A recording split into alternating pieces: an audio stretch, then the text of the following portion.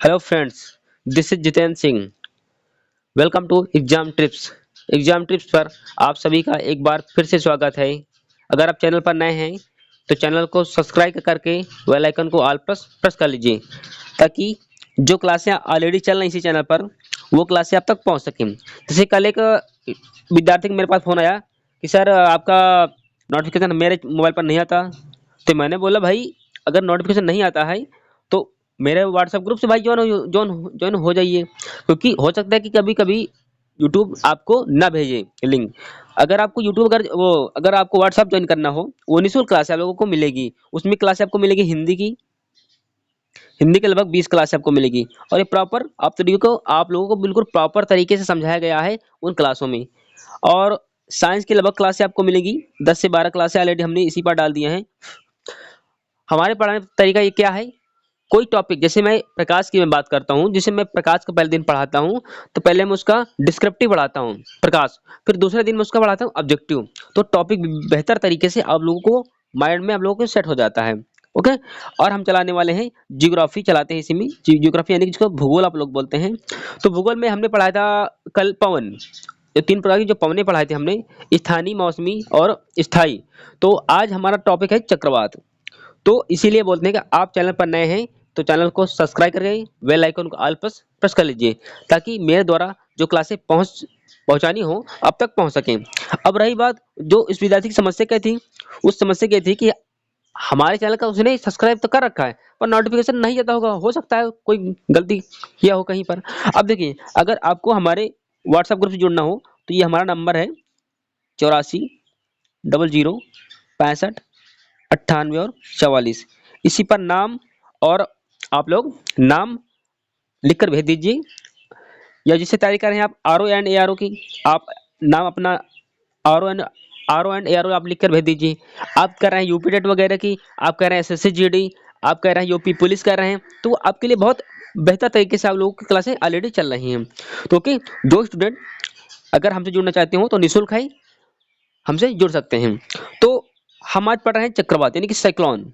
तो ऑलरेडी हमने लगभग जो हमसे क्लासें जो हमसे बनती हैं, लगभग हर क्लास में हमारे प्रयास रहता है कि इस क्लास से जितने प्रश्न आपके बनेंगे परीक्षा में, हम सभी को प्रॉपर तरीके से डिस्कस करते हुए चलते हैं और हम ये तक बताने का प्रयास करते हैं कि आप लोग गलती कहाँ पर कर सकते हैं। ओके। तो इसीलिए आप लोग इस वीडियो के आप लास्ट तक में बने रहेंगे तो चक्रवात से जितना डाउट्स आपका होगा आपका क्लियर हो जाएगा और कहीं पर से भी आपको चक्रवात पढ़ने की आवश्यकता नहीं होगी।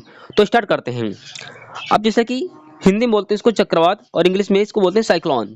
ओके। अब चक्रवात क्या है तो इसका हम प्रॉपर तरीके से पढ़ेंगे। ओके।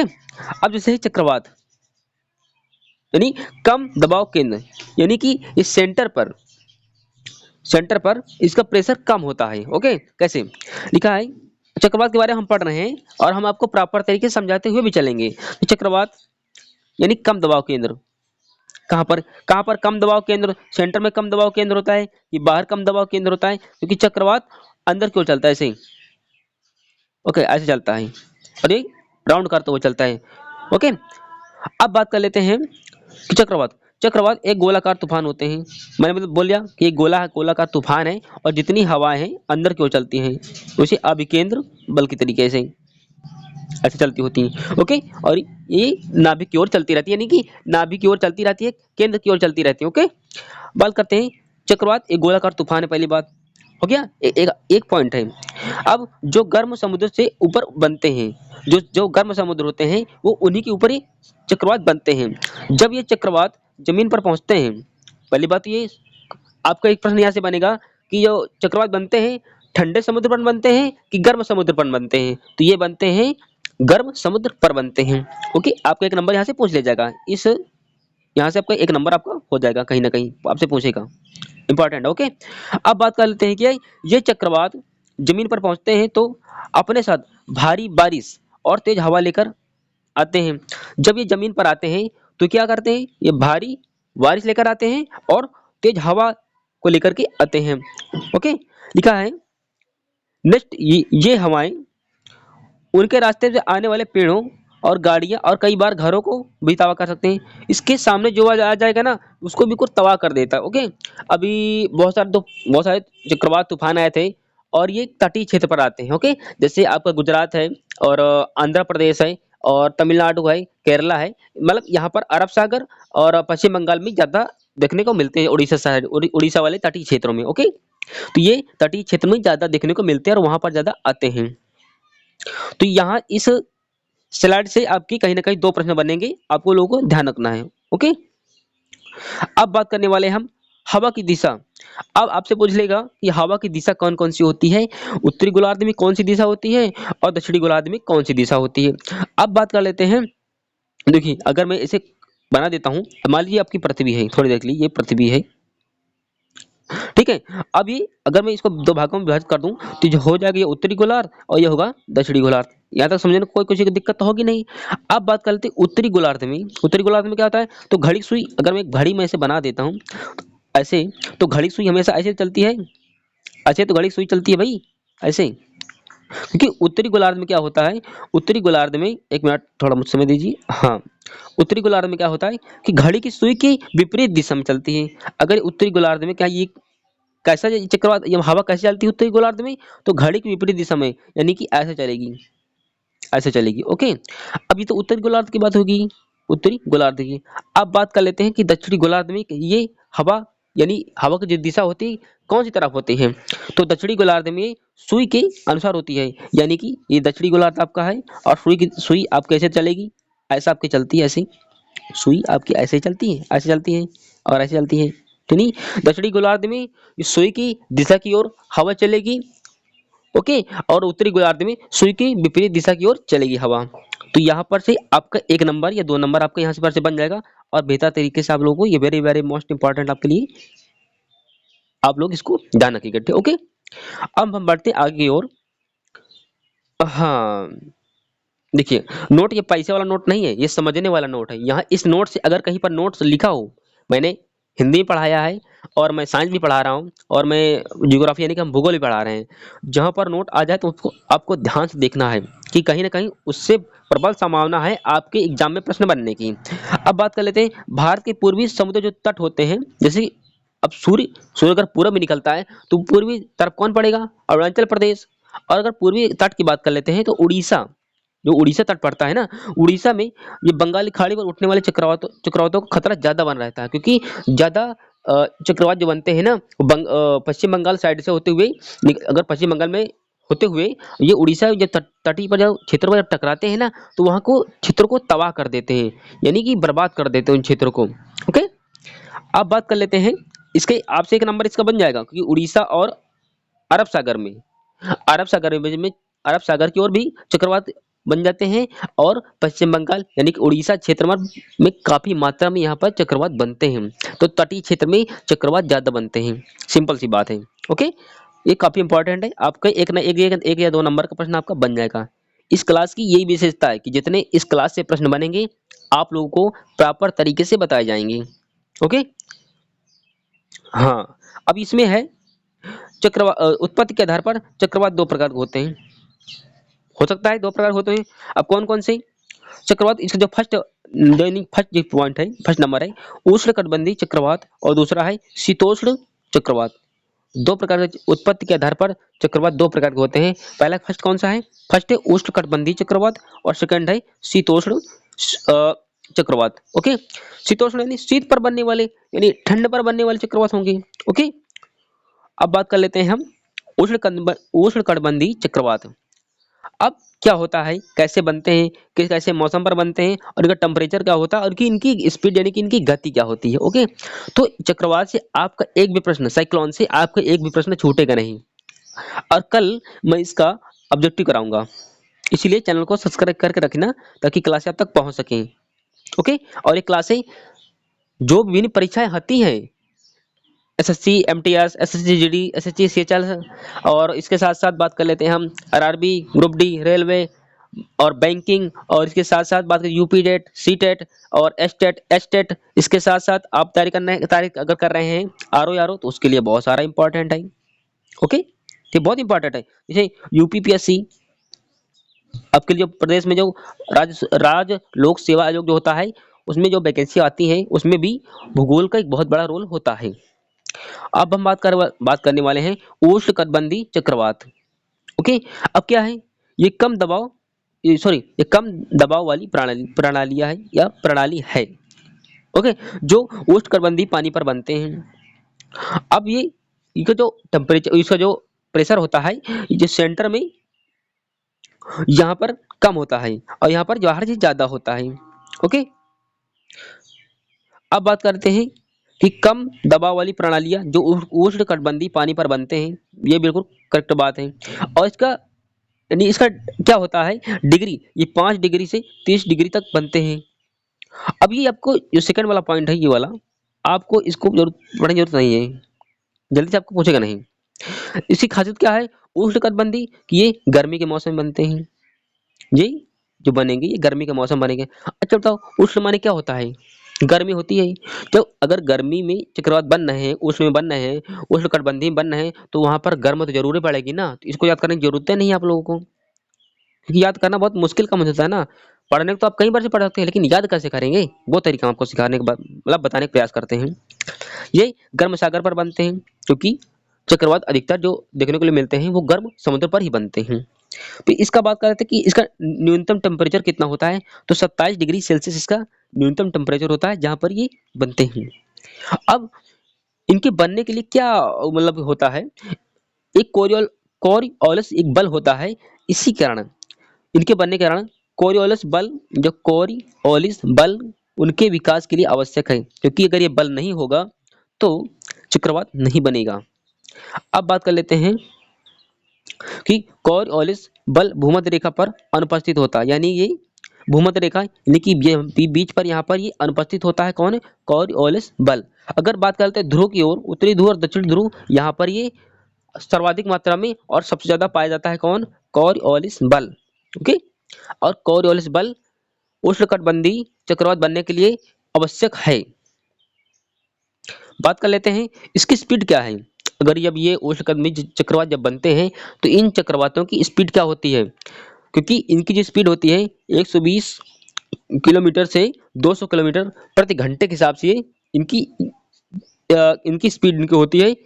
ये तबाह करते हुए चले जाते हैं, इनके सामने जो आ जाता है।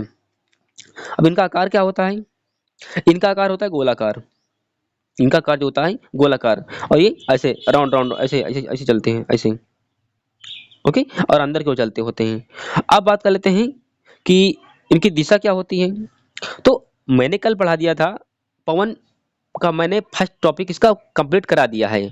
और जिन स्टूडेंट ने पवन का टॉपिक ना देखा हो तो उन्हें देख लीजिए, क्योंकि जब परीक्षा में आप तैयारी कर रहे होते हैं ना, तो आपको टॉपिक पढ़ने होते हैं और उन्हीं टॉपिक से आपके प्रश्न उठाकर पूछ लिए जाते हैं। तो अगर अगर कोई 200 पेज की बुक है तो आप उसको पढ़ने में 200 कम से कम आपको उसको पढ़ने में महीना भर समय आप नहीं लगाएंगे, मात्र 20 दिन में ही आप उसका अच्छा अच्छा कंटेंट आप ढूंढकर पढ़ लेंगे, तभी एग्जाम निकलते हैं। बाकी पूरी बुक पढ़ने के लिए तो पूरी बुक पढ़ी रहती है, और पूरी बुक पढ़ने वाले कभी एग्जाम नहीं निकाल पाते हैं, ध्यान रखिए। ठीक है, जिसकी दिशा होती है ना व्यापारिक पवन के प्रभाव से, जो व्यापारिक पवन होते हैं उनके प्रभाव में पूर्व से पश्चिम की ओर होती है। किनकी, इनकी दिशा उष्णकटिबंधीय चक्रवात की। जी आपका इंपॉर्टेंट टॉपिक है, मतलब इंपॉर्टेंट आपका ही है पूरा पॉइंट। इससे कहीं ना कहीं आपका 1-2 नंबर का पूछ लिया जाएगा, इसलिए आपको इसका ध्यान रखिएगा पूरा का। ओके, अब हम बात कर लेते हैं,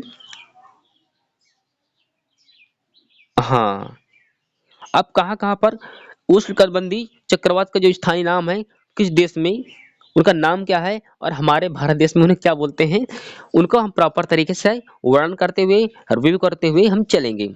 अब बात कर लेते हैं हरिकेन। हरिकेन या तूफान कहाँ पर बनते हैं, ये कैरेबियन सी यानी कि कैरेबियन सागर या अटलांटिक सागर पर ये बनते हैं। ये इनके स्थानीय नाम है। जो हरिकेन कहाँ है, ये अमेरिका में है। ओके, यहाँ के लोग क्या बोलते हैं, उष्णकटिबंधीय चक्रवात को बोलते हैं कैरेबियन सागर, मतलब कैरेबियन सागर पर बनते हैं, और ये अटलांटिक सागर पर बनते हैं। ओके, से टाइफून ये कहाँ पर बनते हैं, ये बनते हैं दक्षिणी चीन सागर, यानी जो वो लोग इस नाम से जानकारी उनको होती है, इस नाम से वो पुकारते हैं, इस नाम से वो जानते हैं। टाइफून कहाँ पर बनता है? ये दक्षिणी चीन सागर पर ये बनता है। कौन? टाइफून। अब अब आता है आपका टाइफू। ये कहाँ पर बनता है? ये बनता है आपका जापान पर। ओके। आपका इससे कहीं ना कहीं 2 या 3 नंबर कहीं ना कहीं पूछ ले जाएगा, इसलिए ध्यान रखिएगा, हर परीक्षा में कहीं ना कहीं आपसे टकराएगा। अब हम बात कर लेते हैं बिलीबिली। ये कहाँ पर है बनता है? ये बनता है ऑस्ट्रेलिया में। ओके। अब जैसे चक्रवात, हम लोग ये कहाँ पर बनते हैं? ये हिंद महासागर में बनता है, और हम बोलते हैं चक्रवात, क्योंकि जब कभी हमारे देश में अरब सागर की ओर से या पश्चिम बंगाल या उड़ीसा साइड पर जब कभी चक्रवात आते हैं तो हम उनको चक्रवाते तो बोलते हैं भाई। हम कौन उनको बोलते हैं? टाइफून, बिली बिली और बवंडर तो वगैरह तो हम बोलते नहीं, हम क्या बोलते हैं? चक्रवात। यानी हम स्थानीय नाम से क्या बोलते हैं? चक्रवात को हम चक्रवाते बोलते हैं। लेकिन जो अदर कंट्री के लोग होते हैं अपने देश में, उनके चक्रवात के अलग अलग नाम हैं। अब ये बनते कहाँ पर? बस उन्हीं का यहाँ पर जगह है कि ये बनते कहाँ पर है। ओके। अब बात कर लेते हैं बॉन्डर एंड टेरनेडो टोर्नेडो। ये कहाँ बनता है? यूएसए यानी कि अमेरिका, यहाँ पर बनते हैं। ओके।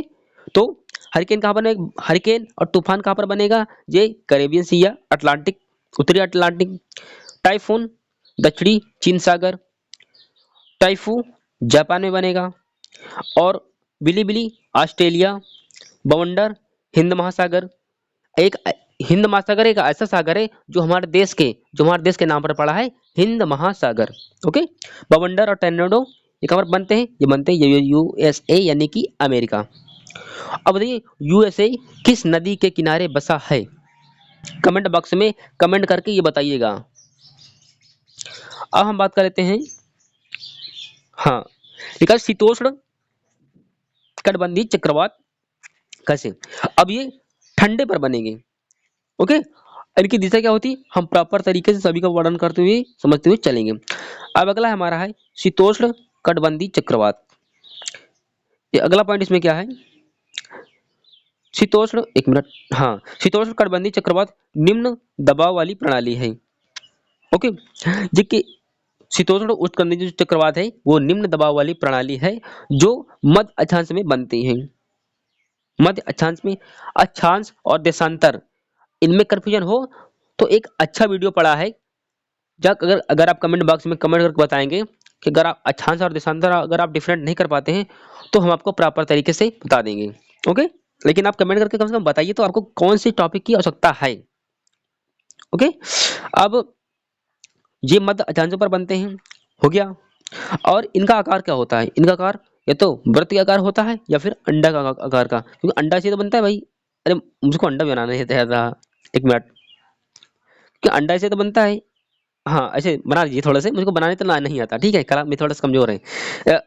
आकार वृत्त के आकार का होगा या फिर वो अंडा के आकार का होगा, ये वृत्त आकार के या फिर अंडे का आकार का होगा। ओके। ओके। इसका गति क्या होता है? इसका गति होता है 30 से 50 किलोमीटर प्रति घंटे इनकी स्पीड होती है। और सबसे अगर स्पीड अगर होती है तो वही उष्णकटिबंधीय जो चक्रवात होते हैं उनकी बहुत अच्छी स्पीड होती है। लेकिन जो शीतोष्ण उष्ण कटिबंधीय जो होते हैं ना, जो शीतोष्ण कटिबंधीय जो चक्रवात होते हैं इनकी स्पीड कम होती है, लेकिन जो पहले जो हमने पढ़ा है उसकी स्पीड सबसे ज्यादा होती है, और वो तबाही भी सबसे ज्यादा मचाता है कहीं पर जाता है तो। ओके। अब बात कर लेते होते हैं हम इसका टेम्परेचर कितना है। ये आपसे कहीं कहीं पूछेगा नहीं, इतना हो सकता है नहीं पूछे आपसे, तो इसको थोड़ा इग्नोर करिए। लेकिन हाँ, ये नहीं कि बिल्कुल इग्नोर कर देखिए आपको यादें नहीं है। इसका जो होता है टेम्परेचर कितना है? 45 डिग्री से 60 डिग्री होता है टेम्परेचर इसका। अब बात कर लेते हैं इनकी दिशा कौन है। दिशा है पश्चिम से पूर्व दिशा में, यानी पश्चिम से पूर्व दिशा में, पश्चिम दिशा में प्रभाव इनका रहता है। अब ये पश्चिम से पूर्व की ओर चलते हैं, लेकिन इनका प्रभाव कहाँ रहता है? इनका प्रभाव रहता है पश्चिम की ओर, यानी ये जहां से चलेंगे इनका प्रभाव यही रहता है। अगर ये पश्चिम से चल रहे हैं तो इनका प्रभाव पश्चिम पर ही रहेगा। नेक्स्ट हम आगे तरफ मूव करते हैं। अब लोगों को ये स्लाइड पूरी खत्म हो गई है, और हाँ इसमें नहीं है। अब शीतोष्ण जो कटिबंधीय चक्रवात हैं इनको कहाँ कहाँ पर किस देश में किस नाम से जाना जाता है, अगला वीडियो इसी पर रहेगा। और इसका जो सेकंड पार्ट रहेगा इसमें हम इसका ऑब्जेक्टिव कराएंगे। तो इसीलिए जिन व्यक्तियों के पास ये हमारा वीडियो पहुंचेगा, जिनको लगता है कि हाँ हमारे फैमिली फ्रेंड्स में, हमारे रिलेटिव में कोई तैयारी कर रहा है, अगर अगर कोई बच्चा क्लास 6 से अगर कोई 12 तक अगर विद्यार्थी है ना, तो इस हमारी वीडियो को सजेस्ट कर सकते हैं। हमने एक बेहतर कंटेंट देने का प्रयास किया है और पूरी यूट्यूब पर हम इसका विश्वास दिलाते हैं कि इतना आपको कंटेंट अच्छा नहीं मिलेगा, क्योंकि इसमें दो भाषा का प्रयोग किया गया है। पहली बात, हिंदी और इंग्लिश लैंग्वेज। जो स्टूडेंट इंग्लिश उनको नहीं आते तो हिंदी समझ लेंगे, और जो हिंदी नहीं आते वो अपना इंग्लिश समझ लेंगे। तो कैसी क्लास रही, आप लोग कमेंट बॉक्स में कमेंट करके बताइएगा, और चैनल को सब्सक्राइब करिएगा और बेल आइकन को ऑल प्रेस प्रेस करिएगा, क्योंकि बाद में मेरे पास अगर फोन आते हैं कि भाई आप कर तो रखे हैं पर नोटिफिकेशन नहीं आता, तो फिर मैं यही सलाह दूंगा ना कि आप हमारे व्हाट्सएप ग्रुप को ज्वाइन कर लीजिए, या तो फिर आप वो भी निःशुल्क है। तो हमने इसका मोबाइल नंबर पहले बता दिया है, अगर एक बार मैं फिर से बता देता हूँ। ये मेरा मोबाइल नंबर है 8400 और 65 और 98 44। ये मेरा मोबाइल नंबर है, अपना नाम लिख करके व्हाट्सएप करवा दीजिए, हम आपको ग्रुप में उसी में जोड़ देंगे।